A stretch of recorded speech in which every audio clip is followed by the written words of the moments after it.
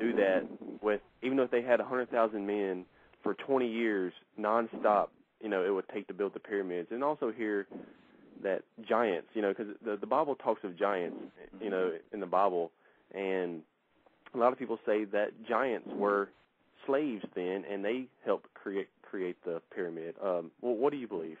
Well, if you even look at David and Goliath, Goliath was a giant, yes. Yeah. But that's you have to realize that it's not just the physical creation of the pyramid. The pyramid is an exact model of one quadrant of the each side of it has one quadrant of the hemispheres. So it's a very intricate, and I go into it in The Awful Truth, but also Daniken went into it very, very deeply also. But it's more than just the physical building of the pyramid. I mean, this was an enormous. It's the only man-made structure that can be seen from space. This is an enormous project, and what the purpose of it was, a lot of people have speculated that it was in science and places like that it was the tomb for the pharaoh.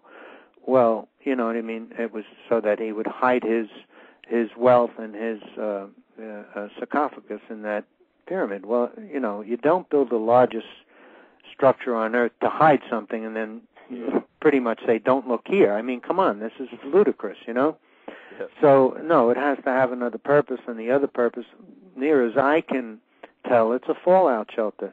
I think that it was built after the flood, and that Pharaoh knew that God was going to come and attack Satan again.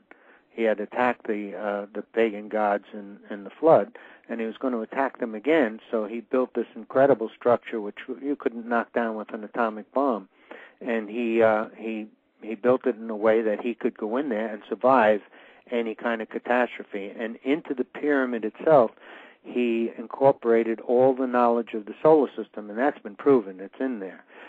People look for a room in the pyramid, but it's not a room. It's the temple itself. It incorporated it's actually a calendar, and it incorporated all the dynamics of the solar system into the structure.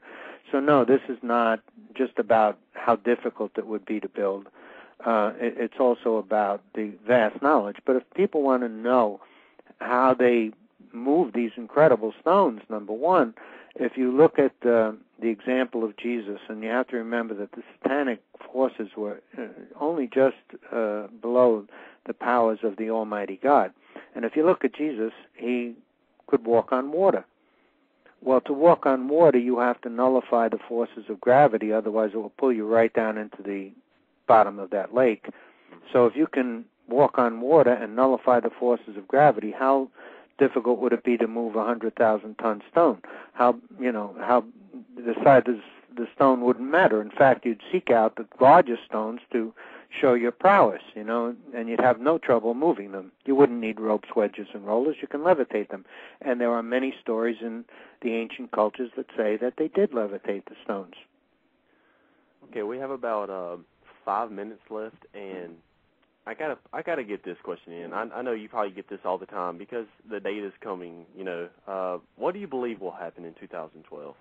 Nothing. No. Explain why everybody is fearing 2012. Well, because we really don't understand that the battle between good and evil is over, and we think it's still going on. So we're looking. That's why I titled the book "The Awful Truth." Yeah. Man is looking for a negative outcome because he doesn't realize that God is not going to allow a negative outcome for mankind. He didn't create mankind to allow him to be destroyed. He created mankind to have someone to interact with, and also to replace the satanic forces who had already fallen. So he's not going to allow it to be destroyed. He's allowed us to come into death. He's allowed us to experience death so that we know what the punishment for disobeying God is. We'll still have our free will when we go into the next life, but we now have the knowledge of the punishment. So we're going to be very careful, and we're going to be very circumspect because no one's going to want this experience again. So, and the second death is permanent. There is no resurrection. So it just shows wonderful genius of an almighty God, that he's planning to bring us through both death and then into life, the day of judgment, and then into communication with him. It's a plan. God doesn't do things by accident. So, yes, man is looking for negative, because we haven't resolved this, and we are in death, and this is a very difficult existence, so we're looking for something negative. We expect something negative. And when I try and tell people there's nothing to fear, and Jesus said, fear not, and that good things are coming for mankind, and we can count on it and bank on it. All we have to do is look at the history and research it and codify it, and the evidence is there in the collapse of the ancient world. So absolutely, no, there's wonderful news for all of mankind, but it's very difficult to get them to believe that. I still have a few more minutes left. I got to bring this into the conversation also. What do you believe UFOs are, or the UFOs in the Bible? Because they talk about the chariots of the gods, and what do you believe? What do you think they are? Well, it's only speculation on my part. I've never seen one myself. Yeah. But the fact is that I am not surprised by them, because if you look at the biblical history of ancient Israel, you see that several times that God allows people to see over into the next dimension, and they see incredible things. Well, I think at times either that the forces on that side drift into this dimension, or we get some kind of phenomenon that allows us once in a while to see over there. I think that's more likely the explanation than any other, but I don't, I wouldn't be adamant about it, because it's not something we can really resolve. Yes. But the fact that we don't have any of them, or they're not regularly seen, says to me that it's some kind of spontaneous phenomenon that happens on rare occasions. So I think that would be my definition of it, that it's a time when people, through one form or another, get the ability to glance into the other dimension. Okay, a little over 2 minutes left. Explain briefly, what does the human race need to do to, as you state in Awful Truth?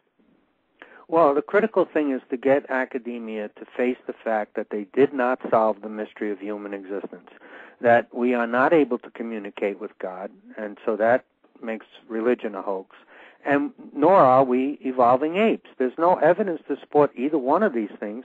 So I think ultimately, eventually, hopefully my work and work of like yours will, finally push academia. Look, really, that's why I give you so much credit. You're really out here doing what academia should be doing.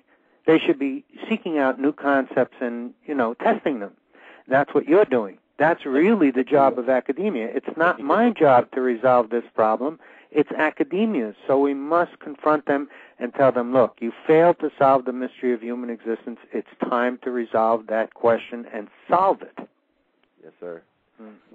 But they also need to accept your books, and other researchers' books, instead of just classifying them as fiction or... Right, exactly. They have to start debating them. They won't debate me. I tried to debate them for years, and they tried for a little while, and then they just cop out. Yes, sir. But I really do appreciate you being on the show, and I have to have you back on, especially, if I come up with more questions, because there's tons of questions. We only have an hour, Sure. And if I find more questions that I need to come up with, or, whenever your book comes out, of course, but I got to have you back on. You're a phenomenal researcher, and I really respect and appreciate the time and effort that you have done in this field. Well, it's mutual. So, and I look forward to a bright future for you, and I'm very grateful that you're out there, young man. You have a big life ahead of you. I'm near the end of mine, closer to the end, but I think you're going to do a lot of good work over your future. So thank you for having me, and I'll be available to you when you need me. All right, thank you, sir. We'll stay in touch. Okay. All right. Bye-bye. All right, that was Patrick Conway, and he is phenomenal. I respect him so much, and you can find out go to realist.com, realist.com, or realist.org, and you can download the book for free, or you can go to Amazon and type in The Awful Truth or Patrick Conway, and you can get his book there. But thank you. Thank you for tuning in this Tuesday, March 16th, 2010, and I hope you enjoy this show. Thank you.